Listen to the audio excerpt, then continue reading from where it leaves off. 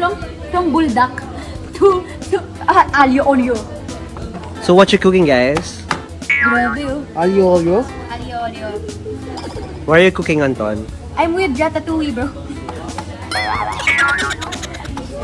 First, slice muna natin yung garlic. Tapos, isasabay natin yung sleeve ng parsley. Parsley pala.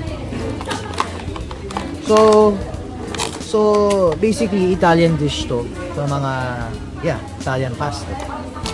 Eh nagawa ko na to like last year. So gagawin ko and gusto ko ibuuin ng bakas at inindigadyo dito. Magluluto kami. Yun. Specialty mo ba yan? Hindi.